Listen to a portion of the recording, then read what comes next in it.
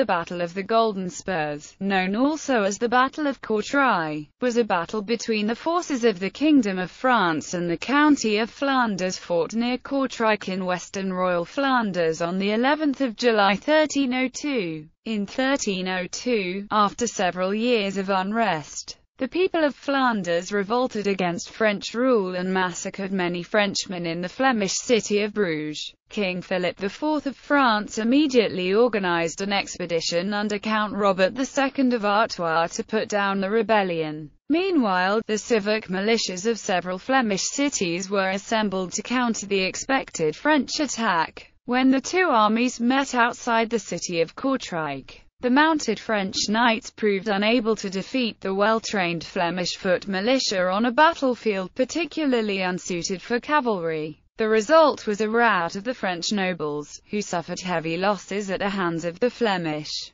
The battle was a famous early example of an all-infantry army overcoming an army that depended on the shock attacks of mounted knights. During the 19th and 20th centuries, the Battle of the Golden Spurs became a key part of the Flemish movement. In 1973, the date of the battle was chosen to be the date of the official holiday of the Flemish community in Belgium. Background: the conflict began with the Franco-Flemish War as the French tried to subdue the County of Flanders, formerly part of the French kingdom, to add it to the French lands in 1297. In 1300, King Philip IV of France appointed Jacques de Chatillon as governor of Flanders, and took the Count of Flanders, Guy of Dampierre, hostage. This caused considerable unrest among the influential Flemish urban guilds. In 1302, the French governor of Flanders, Jacques de Chatillon, took his army and the king's lead advisor and negotiator to Bruges to negotiate a peace with the rebellious towns of the region. Rebel leaders quickly relocated outside town, and the French army harassed the townspeople, especially the families of the rebels.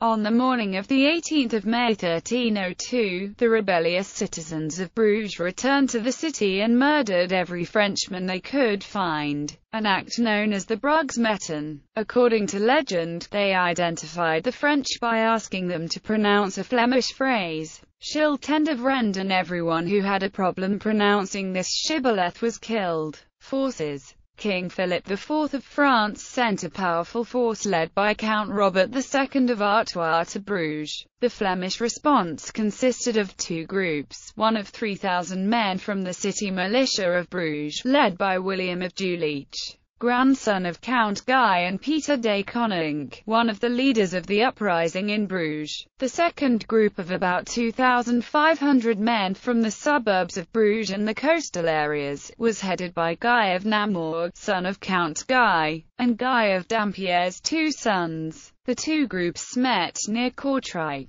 Another 2,500 men came from the east, led by Jan Borluat from Ghent, and another 1,000 men from Ypres, led by Jan van Rienes from Zeeland. The Flemish were primarily town militia who were well equipped and trained. The militia fought primarily as infantry, were organized by guild, and equipped with steel helmets, chainmail halberdians, pikes, bows, crossbows and godendag. The godendag was a specifically Flemish weapon, made from a thick 5 feet long wooden shaft and topped with a steel spike. They were a well-organized force of 9,000, including 400 noblemen, and the urban militias of the time prided themselves on their regular training and preparation. The Flemish militia formed a line formation against cavalry with godendags and pikes pointed outward. The Flemish force consisted almost solely of infantry with only the leaders mounted, more to express their leadership than for combat.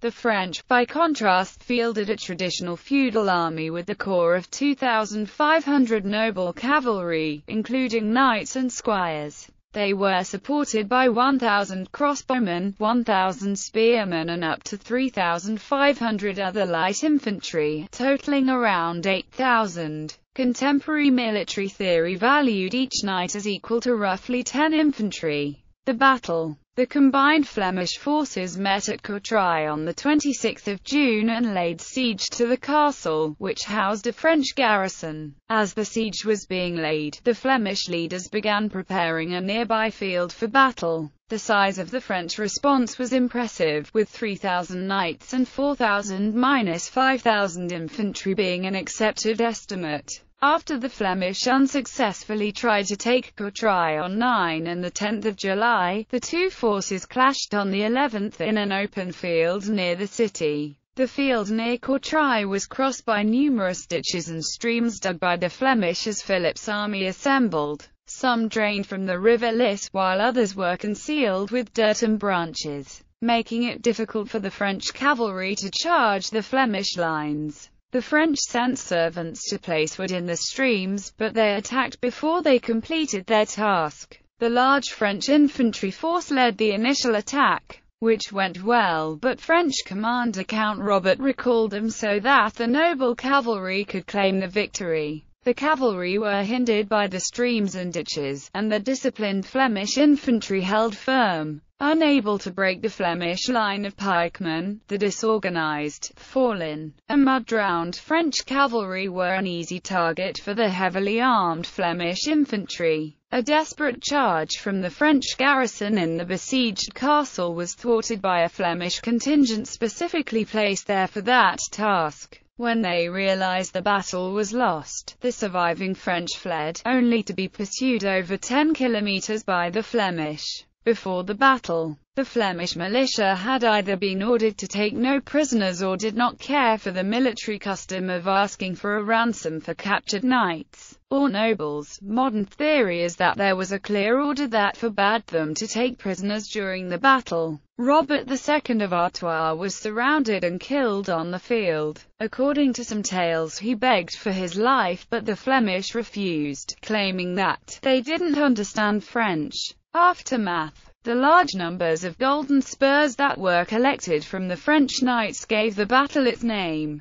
At least 1,000 French noblemen were killed, some contemporary accounts placing the total casualties at over 10,000 dead and wounded. The French spurs were hung in the Church of Our Lady in Courtrai to commemorate the victory and were taken back by the French 80 years later, after the Battle of West-Rosabeek. Some of the notable casualties: Robert II, Count of Artois, the French commander; Raoul of Clermont-Nézela, Lord of Nézela, Constable of France; Guy I of Clermont, Lord of Breteuil, Marshal of France; Simon de Milan, Lord of La Loupe and Marcheville, Marshal of France; John I of Ponthieu, Count of Aumale; John II of Tri, Count of Dammartin; John II of Brienne, Count of Eu; John d'Arvanes, Count of Ostravent, son of John II, Count of Holland; Godfrey of Brabant, Lord of Archaud;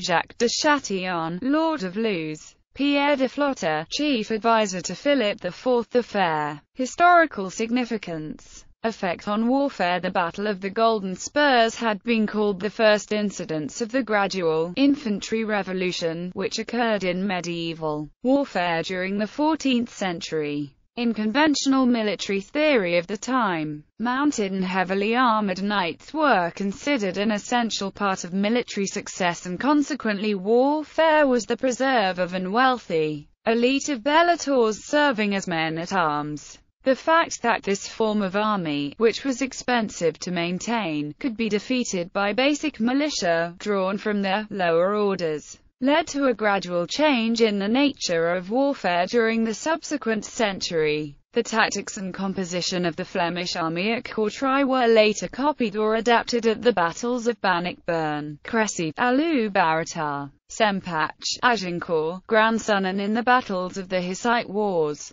As a result, cavalry became less important and nobles more commonly fought dismounted. The comparatively low costs of militia armies allowed even small states, such as the Swiss, to raise militarily significant armies and meant that local rebellions were more likely to achieve military success. As well as consisting almost completely of infantry, the Flemish army was also fighting for an already defeated leader, Guy of Dampierre, who was taken hostage in France. Wars in those times were usually personal arguments between noblemen, and the war ended when one of the noblemen was captured or killed. But the Battle of the Golden Spurs showed that a population could also start a war against an oppressor. In Flemish culture, with the rising interest in medieval history during the 19th century and the rise of Romanticism in art and literature, interest in the battle within Flanders and Belgium grew. The battle formed the subject of the classic 1838 work of the Flemish writer Hendrik Conscience, The Lion of Flanders, which achieved huge popularity. The battle was considered as the Flemish equivalent of the 600 Franchimont of 1468. Celebration of the battle became associated with the Flemish movement, which sought further autonomy from Belgium. During the 20th century,